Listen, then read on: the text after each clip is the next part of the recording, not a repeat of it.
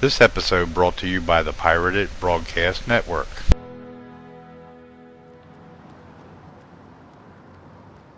This George Washington University graduate is a rowing champion. He's the first African American to win the U.S. Nationals, and he's the first to win in international competition. He travels the world competing for the United States. My name is Akil Abdullah, and it's a Muslim name. My full name is Akil Hashem Abdullah. Akil means intelligent, Hashem means destroyer of evil, and Abdullah means follower of God. He considers himself a Catholic like his mother, but he was given a name that reflects his father's faith. Since 9/11, travel for me has been somewhat interesting. I was stopped for the first time at the airport in Philadelphia. They call over the airport police. It took about 2 hours and 45 minutes. It somewhat disturbed me, but at the same time, I felt as though, well, maybe this is a good thing. We need to have something in place that protects people. But then it happened to me again, and I wound up missing my flight.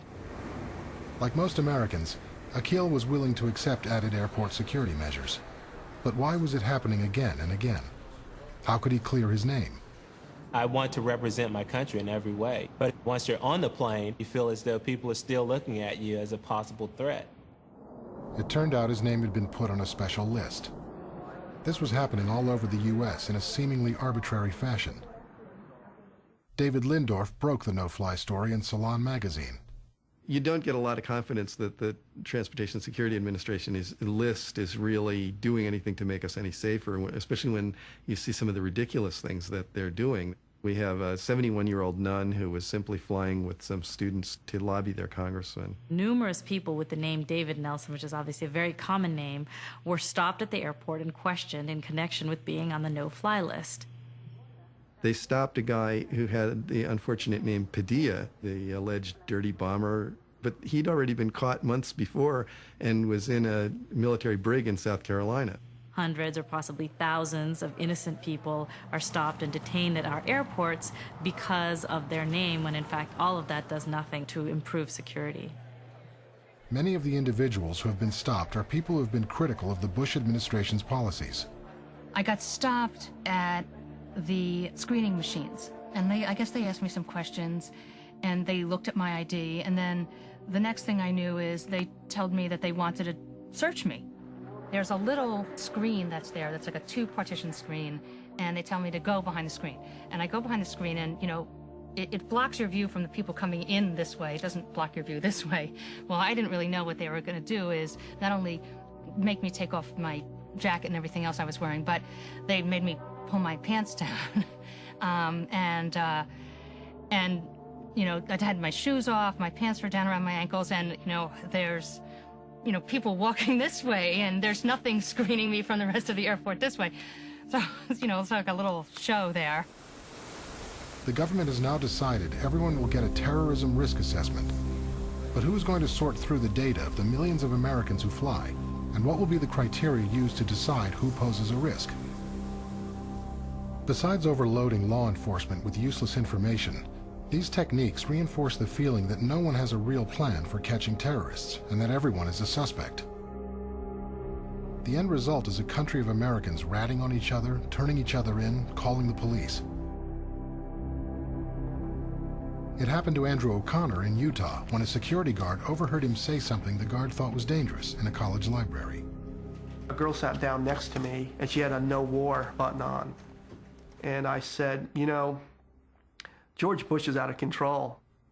I would guess probably 30 minutes later. I looked over my shoulder, and there were 4 Santa Fe police officers standing behind me. And the one officer says to me, "Stand up, put your hands behind your back." And A.J. Brown, a student in North Carolina, found agents at her door eager to inspect the tip they had about un-American activities going on inside her apartment. They were referring to this poster. They flipped out their badges, and they said that they were from the Raleigh department of the Secret Service branch and whatnot, and I was like, whoa. It got to the point where ratting on each other had become institutionalized with the creation of TIPS, the ill-conceived Terrorism Information and Prevention System.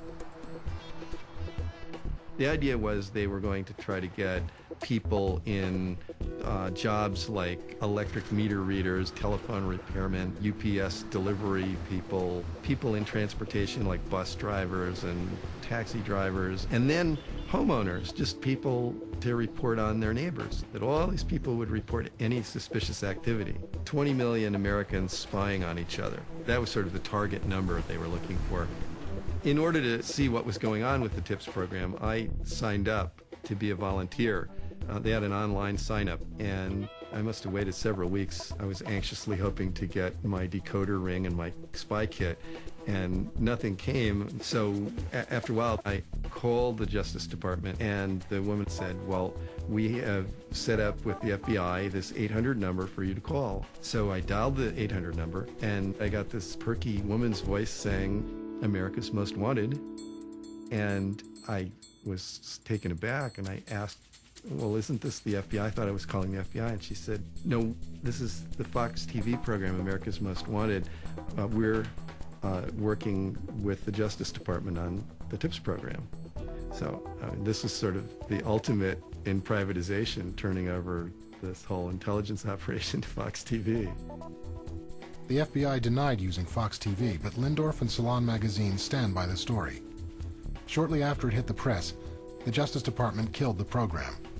This kind of process, which the law enforcement people call shaking the trees, that might have been maybe minimally acceptable in a couple of weeks after September 11th.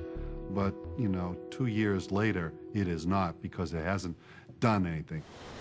Another instance of shaking the trees has taken place in scuba diving shops all across the country. We got a phone call from the LAPD on behalf of the FBI, and they served us with a subpoena. The subpoena was worded in such a way that they said they wanted the names of all of our customers for the past 3 years. That would include people who have done scuba training. That would include people who come in and bought a book. If you came in and were interested in buying a snorkel, then I had to turn over your name to the FBI. The thought was that terrorists were going to train themselves as scuba divers, swim into ports and harbors, and blow things up. Basically, you're talking about training people like Navy SEALs, trained for years and years and years, and a lot of them can't do this. It's an incredibly complex skill. And I think if anybody, said this sort of makes sense and you think there's a plot going on, you're going to be happy to cooperate.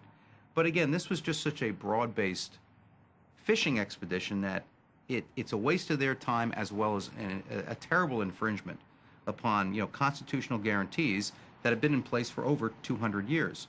And so at that point, we said flat out, we will not give you any names from our customer database, because we feel that the subpoena violated our Fourth Amendment rights to unreasonable search and seizure.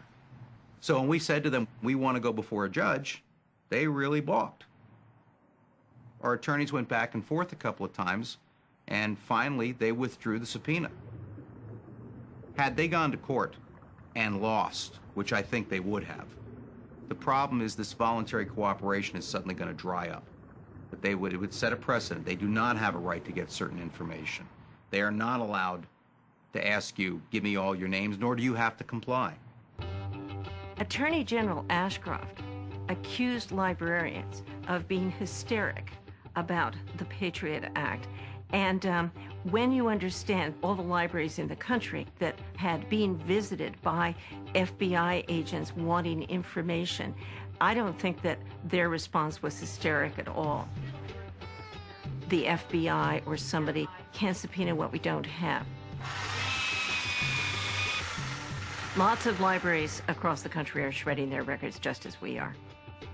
The second thing we did was to post warning signs alerting our patrons to the fact that we were no longer going to be able to protect their constitutional right to privacy. Most people really believe that public libraries are sacred institutions where what they go in and read is nobody's business but their own. If this nation is to be wise as well as strong, if we are to achieve our destiny, then we need more new ideas for more wise men